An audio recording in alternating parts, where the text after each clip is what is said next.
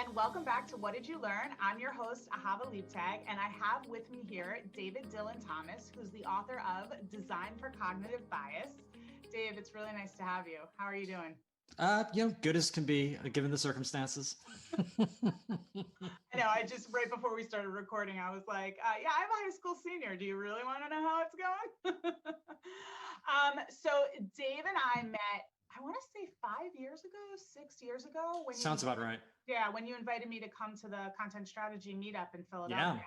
Yeah, that was really fun. And then I gave a whole thing about inbound content marketing, and everybody was like, this is a content strategy meetup. Why are you Well, no, it was good because it was a lot of like, what's the difference? Is there a difference? Like that was actually pretty helpful. Yeah. Oh, okay, good. Well, is there a difference? We still don't know.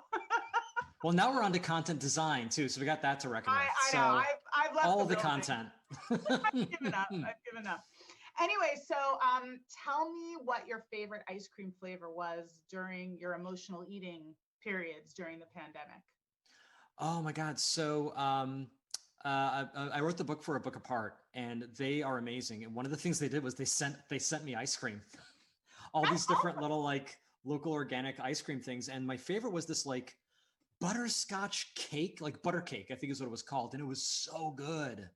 Oh man. So yeah, butter cake, which I don't even know if that exists in the normal world, but yeah. Well, Book Apart, call me. I'll write a book for you for butter cake ice cream. What title do you need? So tell us a little bit about what design for cognitive bias is, because I'm really excited to introduce some of these concepts. I know that my audience is hungry for some of these ideas. So just describe a little bit about, the challenges you tried to tackle with the book and what, your major thesis was.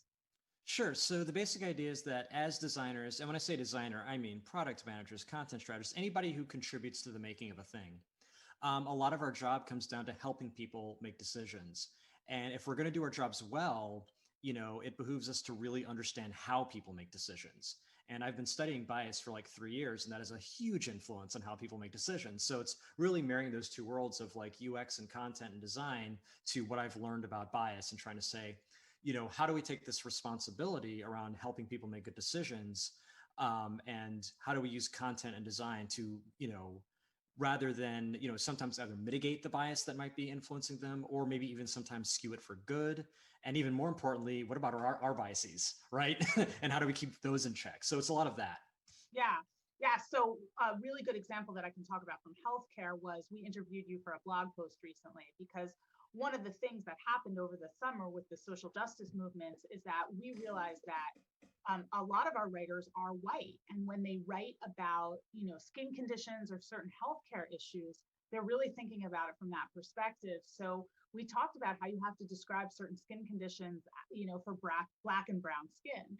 And, it was really helpful to interview you about that. I know the author Jessica really enjoyed talking to you. Can you give me an example from outside of healthcare where, a designer, like you said, the people who make stuff, could have a bias that would affect, other parts of design? Sure. I mean, the one I want to bring up that you might not even realize, because every step in the path seems to make sense, is when Amazon created a hiring bot to help them sift through all the resumes they get. And what they discovered was that the bot was extremely sexist. It would, even if it saw the name of a woman's college on a resume, it would downgrade it. And so it was like virulently, sexist. What would it do with a name like Taylor? Well, see, okay, so here's the thing. They tried to figure out, okay, why is this bot doing this? And they asked, well, what did we train it on? Like, how did we design its training? And they just used the past 10 years of resumes to Amazon, which, sure, why not? Until you realize, well, wait, what do most of those resumes have in common? It's mostly guys, right? And there's all sorts of systemic reasons for that, but that's what you were telling the AI. So the AI takes one look at that and says, gee, you sure must like dudes, and then just keeps recommending dudes, right? And that's the sort of thing where at no individual step of that seems like a bad move until you think about the context and you realize, oh yeah, of course that's what's going to happen. So if somebody had come to you in January and told you, said, guess what, Dave? Get ready for this one. This is not punked. And said, 2020 is going to be a dumpster fire. What do you wish you had known? Hey, I mean, okay. Honestly, I sort of, in terms of like specifically the pandemic, I was thinking about that question. You had mentioned it before, and I was like, I'm not sure how much I really would have or could have done differently, because the main question mark, I think, especially at the beginning, is how long is this going to last? But the thing is, I'm married to a neuropsychologist who works in a hospital and like understands this stuff. And like when everyone early on, remember, was like, oh, maybe it's a couple months, we'll be back to normal in the summer. And as early as March, she was like, Dave, I'm just telling you right now, 18 months. Just think 18 months. Yeah. And I'm like, I'm going to take you at your word. And so far, it's proven true. Yeah. I hope she's right. Yeah, exactly. At this point, I'm like, that would be optimistic. I'll take it. 18 months. So in the past 9 months or 7,000 years or however long it's been, you know, and you are writing this book about bias, and then you see sort of the Black Lives Matter movement erupt, and people really starting to have these painful but necessary conversations around this kind of thing. How did you approach, the personal feelings that you might have about this movement, with, or the idea that this social justice stuff started to actually like erupt and bubble up, with all this research you had done about what it really meant and how it was affecting society without people even realizing it? I mean, part of me was just, of course, right? Because I had been studying. So I'll give you an example. I have a slide in my deck. So this book started out as a slide deck, a presentation called Design for Cognitive Bias. And the end of the presentation, I mean, this is really when I discovered what the deck and eventually the book was going to be about, is about our biases as designers. And there's this bias called deformation professionnelle, which is basically you see the whole world through the lens of your job. And one of the examples I immediately locked onto was, police officers. If a police officer sees his job as enforcing the law, right, as opposed to protecting civil rights, they're going to treat people differently, right? One of those doesn't really require you to treat people with dignity. But the other job definition, the civil rights one, absolutely requires it. And we could see in the world what was happening. So I actually had a slide from Black Lives Matter in that deck, and that was 2017. Here I am now in 2020 giving that same presentation in the summer of 2020. And it's like, oh my God, I'm getting emotional while I try to give this deck. And I would even work that into the presentation. And if you've seen me give the presentation lately, I will say, look, I get more emotional now because it isn't like it's a new phenomenon. But in summer 2020, it became something that, to your point, like people were actually seeming to address, right? That you had people in the streets all over the world talking about, right? And what I would tell people is like, look, this slide is still here. I keep it in here, even though it makes me emotional, because now more than ever, it's clear how you define your job is a matter of life and death, right? Wow. So to me, like it's only become more resonant, and not for nothing. I think that, the book was always supposed to come out in 2020, but I think it sort of lit a fire under all of us working on the book to like, this needs to come out as soon as possible. Right. No, absolutely. I mean, it's interesting that we talk about it in the space of interactive media, because I remember when I was in graduate school, I read Larry Lessig, and he talked about how the Goethals, which is the bridge that leads from Staten Island to Long Island, was designed not to accommodate buses because they didn't want different minorities going to the beach on Long Island, and they knew that they could only afford to use public buses. And I remember reading that and like not wanting to be human anymore. I had such a strong reaction to the fact that people could think that way. But then when, I'm exposed to your ideas, I listened to you give the keynote at Confab, and I'm like, oh my, like here it is again, but it's because media is so pervasive, we're just making the same mistakes over and over again. And they're not just limited to people living in New York. Yeah, and that example I like because it points out something that I think we've only very recently started reckoning with, which is the idea that racism is designed, right? That when we talk about the healthcare system being broken, it's not broken. It is operating exactly as designed. When we talk about infrastructure being broken, no, it is operating exactly as designed. And we don't like that because it means that there are actually bad actors out there, right? It means that someone actually sat down and thought, how can I, without looking racist, be racist? But is it possible that there are bad actors, or there are people like me who never really thought about the fact that I should direct my writers to write about eczema and what it looks like on Black and brown skin? I think it's both. And I think it takes both, honestly, because there's a great, I forget who it was, but there's a great quote, someone talking on a news program recently about how every generation because of how bad America is at history, um, and reckoning with history and reckoning with ever doing anything wrong. Every generation seems to relearn the lesson that white people did bad stuff, right? And it's sort of like the shocking realization when people get to be like around 20, or it's like, wait, my ancestors did what?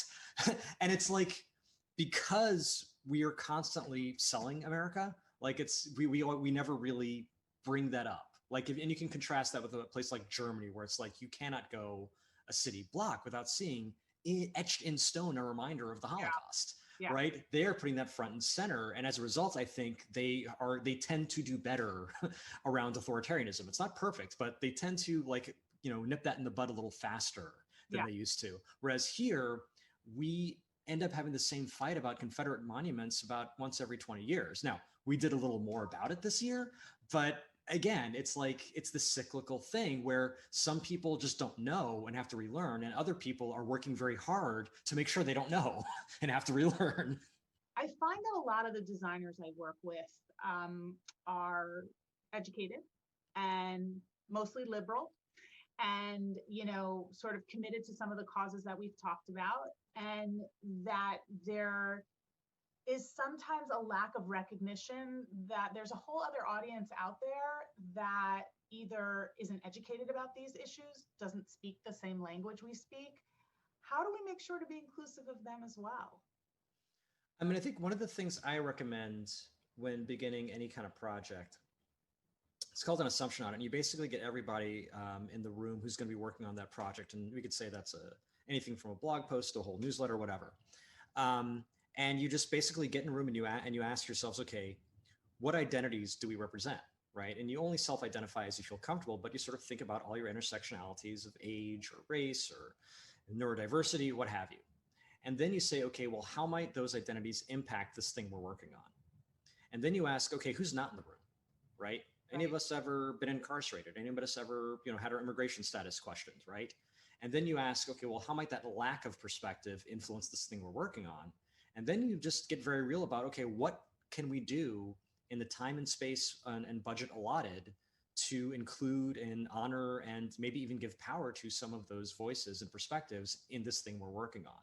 And that's universal, whether you're talking about an app or a writing project or whatever. But at least then the cards are on the table and you have a better chance of catching those things than if you just say, okay, it's time to write something. Let's go through our ordinary checklist of things without thinking about it. Right. Did you ever see World War Z? Yeah. So do you remember the part where the Israelis explaining to Brad Pitt about how there's always the ninth crazy guy who's like, everyone in the room is wrong and I'm going to believe in zombies? It's kind of like I love that. Right? I think that's a fantastic, I mean, there's a similar exercise called Red Team, Blue Team, where you have somebody come in who hasn't been involved in the project at a critical point and just sort of point to all the things that nobody else on the team saw because they were so invested in the thing. And it's basically, yeah, that ninth person who's like, yes, I'm going to assume that zombies exist and act accordingly. Right. I'm going to actually like make your assumptions into a Swiss cheese board. Like, ho. I wish I did that with some Hollywood movies because they could fill in some plot holes. Okay. This is awesome. So tell me, what you feel like is the paramount thing you've learned here in this whole experience. I mean, when I think about the pandemic, what really comes to mind is I understand now the danger of knowledge tribes in a way that I didn't before. So when I talk about knowledge tribes, it's this basic concept that you have people who form around a certain core beliefs. The earth is flat, COVID is a hoax, vaccines cause autism or whatever. And, there are knowledge tribes I belong to, like science is real, climate change is real. That's still a knowledge tribe. I think it's more based in fact, but that's, World War Z was a good movie. Exactly. I am totally in that camp. I will go to bat for World War Z any day. But and I was one of those early web optimists where I'm like, oh, the web is here. This is like 2000. The web is here and we're all going to come together and we'll have access to all this knowledge and all these good, and all the powerless people will now have power because they have access to all this and blah, blah, blah, blah, blah. And we all should have seen knowledge tribes coming a mile away, 1,000 miles away. We should have seen that ad revenue was going to drive all the major social platforms to be like, oh, you know what we can make money off of? Disinformation. Like we should have been able to see well, that capitalism one coming. does unfettered capitalism unfortunately results in trouble. Yeah.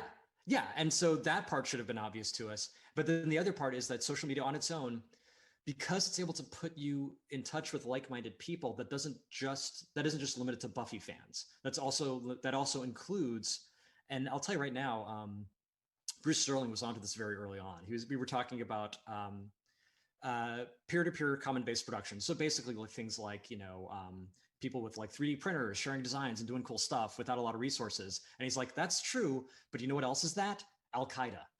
Al Qaeda is decentralized, coordinated, right? All that stuff. And it's like he's right. Like these tools can enable some horrible things. So in 2020, so I knew that knowledge tribes were a thing. What I didn't really get was there were contexts in which a knowledge tribe is downright deadly.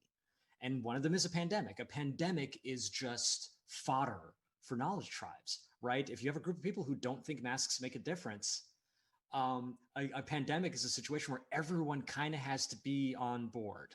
Yes. And if they aren't, it can run roughshod. Yeah. And so you look at the response in Vietnam, where literally only like 35 people have died in a country of 95 million people. 500 people, yeah. Versus America, where we're pushing we're past we're at numbers I think everyone listening knows, right? Yeah. And it's because we can't get our stuff together, in part because knowledge tribes. Yeah. I'll be honest, the question I am asking myself, and it may sound like a political question, but it is fundamentally a design question as well, is to what degree are we actually going to reckon with things versus try to get back to normal? Because those are two different things. So one of the things I was there listening to Biden's what was essentially his victory speech, and it was great to hear from Kamala. It was great to hear from him. And it was so glad that those were the people giving those speeches, But one of the things I was listening for but didn't hear was the idea of reckoning. There's a lot about unity, which I think is great, and I want unity, but there wasn't a lot about, okay, how do we make up for past sins? What I'm excited about when I think about the situation is that what we need to do, like the actual tasks involved, are not a mystery. We've known for years what it takes to get to salary equity for men and women and reduce gender disparity. We've known for years what it takes to get to a less polarized political landscape. We've known for years what it takes to create basically more inclusive design and all of these things. Like, these aren't things, it isn't like, trying to figure out the cure for cancer. It's like, I don't even know where to start. It's like, no, we know where to start. We're at the political will part of the conversation now, where it's like, okay, we know what to do. Who's willing to actually do it? Who's willing to take the risk, right? That's the part we're at now. And so 2021, I would love to see the risk start to get taken, right? And I think some people are going to do it. I'm just curious the scale, like it's going to happen at. It was great to have you. Tell people where they can find you and where they can find your awesome book. Easiest thing you can do is go to daviddylan-thomas.com. You can buy my book there. You can hire me to speak there. You can get an inclusive design workshop there. You can just say hi there. But daviddylan-thomas.com has got all the stuff. Awesome. It was great to have you. Thank you so much. Thank you.